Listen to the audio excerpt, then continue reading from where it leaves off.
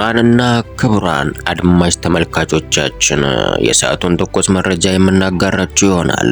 መረጃዎቹን የምናሰናዳው ድሬ ዜና እንሰኛለን። ላይክ፣ ሼር፣ ሰብስክራይብ በማድረግ ቤተሰብነቱን ይግለጹ። በቅድሚያም አርዕስተ ዜና የምናሰማ ይሆናል። እስከ ዜናዎቹ ፍጻሜ ድረስ አብረውን ይዝለቁ።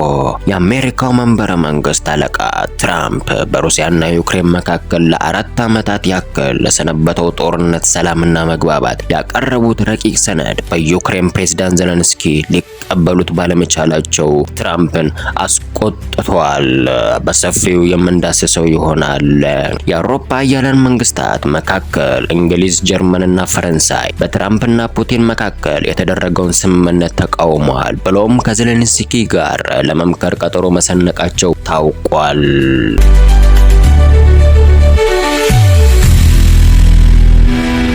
በሩሲያና በዩክሬን መካከል 4 ዘመናትን የዘለቀው አውደ ውጊያ ልጓም የሚበጅለት ማብቂያ የሸመነለት መቋጫ ያጣ ሲል ዘገባዎች አትተዋል ገልጸውማል። ይህን ውጊያ እልባት ለመስጠት የአሜሪካው አለቃ ፕሬዝዳንት ትራምፕ የተለያየ ያለሰለሰ ዲፕሎማሲያዊ ሂደት ማድረጋቸው ቢወሳም ቢነገርም የአውደ ውጊያውን እልባት እንዲያገኝ የሚጎነትሉ ምክንያቶች ናቸው የሚያንጸባርቁበት።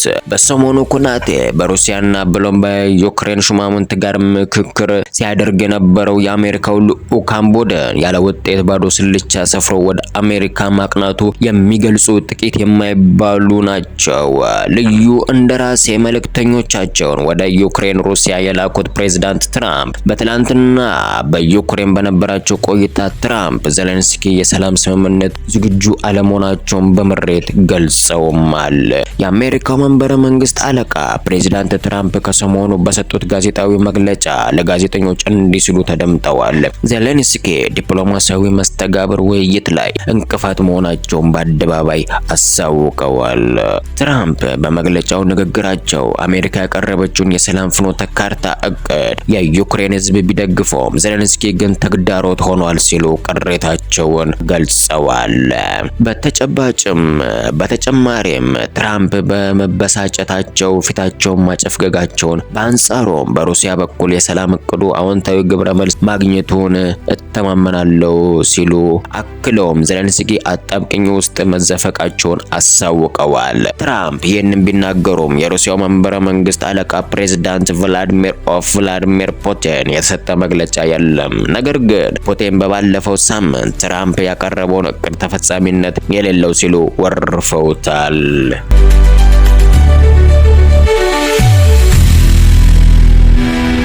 በዚህም የአሜሪካው ፕሬዝዳንት ዶናልድ ትራምፕ በሁለተኛው ዘመናዊ ወቅት የዋይት ሃውስ የስልጣን ቆይታቸው ከዘለንስኪ ጋር ያላቸው መስተጋብር ግንኙነት አንዳንዴም ሞቅ አንዳንዴም ቀዝቀዝ ሲል ይመለከታል። ትራምፕ ለዘለንስኪ የሚሰነዝሩት የኃይለ ቃል ዘውግ ከሩሲያ ጋር በገቡበት የአውደ ውጊያ ሳቢያ የአሜሪካ ግብር ከፋዮች ገንዘብ ከመበዝበዝ በተሻገረ ፋይዳ የለውም ሲሉ ወርፈዋቸዋል። ትራምፕ በተደጋጋሚ የዩክሬን ግዛተ ምድር መሬቶቿን ለሩሲያ ማስረከብ አለባት ያሉት አይዘነጋም። ትራምፕ በዘለንስኪ ላይ እንደ እናት አቅፈው ደግፈው በሌላ ጊዜ ደግሞ አኮስሰው አራክተው ይመለከታሉ። ሩሲያ በትላንት ትራምፕ አስተዳደር ያቀረበውን ረቂቅ መግቢያ ሰነድም በመልካም ሁኔታ መቀበሏን ተከትሎ ነው የክሬምሊኑ አፈቀላጤ በበኩላቸው እንዳሳወቁት የትራምፕ አስተዳደር ያቀረበውን የሰላም ረቂቅ እቅድ ሚዛናዊነትን የጠበቀ ነው ሲሉ ተደምጠዋል።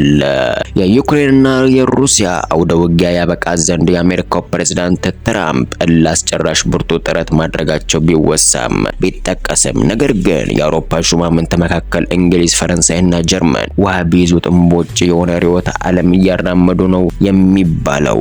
በሰዓታቱ ውስጥ በተሰማ ዜና ላይ ዘለንስኪ ሀገራቸው ዩክሬን ከአሜሪካ ልዑካን ቡድን ጋር ያደረገችው ምክክር ውይይት ገንቢ መሆኑን ቢያንጸባርቁም ርዕሰ ጉዳዩ አጀንዳው ግን ጠጣር ከባድ መሆኑን አስተያየታቸውን አልመሸጉም።